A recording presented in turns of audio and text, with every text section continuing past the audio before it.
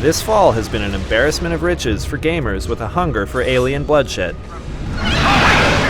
PlayStation 3 owners can bloody their hands with chimeran flesh, while Xbox 360 owners can gorge themselves on a trail of dead locusts. Choosing which game to go with can be tricky. Let's take a look at each game's relative strengths and weaknesses to help you make the right choice. When it was first announced, lead designer Cliff Bleszinski promised Gears of War 2 would be bigger, better, and more badass indeed. On the size front, there's no denying that Gears 2 is bigger than its predecessor. The story mode has been beefed up with a lot more emphasis on variety and pacing. Just when you're worried about things getting too monotonous, there'll be a turret sequence, a vehicle level, or some clever new worm artery that needs chainsawing. Being able to play the whole story in co-op with a friend helps make things even better. In contrast, the single-player campaign in Resistance 2 can feel pretty repetitive. Where the first game was a scripted and mostly linear shooter, liberally applied with narration, the sequel leaves the storytelling to some scattered intel documents that you may or may not find.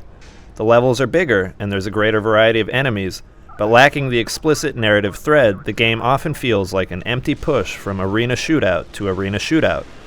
If you're looking for the more rewarding single-player experience, Gears of War 2 is the game to go with. If you're more interested in the multiplayer experience, then Resistance 2 has got Gears beat on most counts. The game includes an entirely separate co-op campaign for up to 8 players. This is a shorter mode than the main single-player game, but it's fantastically rewarding, using a strategic mix of classes that harkens back to last year's Team Fortress 2. You'll need to carefully coordinate with all the different classes on your squad and play strategically to get through some of the mode's toughest sequences. It's extremely rewarding when you're playing well and advancing in tandem with 7 other players. The competitive multiplayer in Resistance 2 supports an unprecedented 60 players, which is unheard of in a console game. The multiplayer maps are huge and based on branching objective points that you'll tackle in smaller squads. This helps to keep the mode from devolving into a chaotic scrum.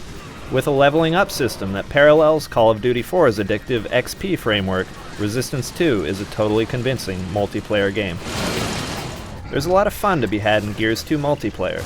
The all-new Horde mode that has 4 players facing wave after wave of Locust attackers is simple but addictive. The traditional multiplayer mode makes a return as well, with 10 new maps, 5 remade maps from the first game, and a new matchmaking system to make joining games easier.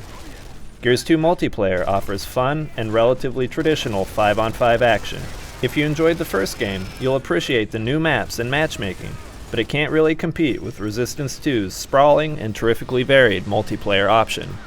So which of these shooters deserves your money? Even with its comparatively weak single-player campaign, it's hard to beat Resistance 2. There isn't any other shooter on consoles that can match the terrific 8-player co-op mode. The sprawling 60-person multiplayer mode is tactically rich and genuinely rewarding to play.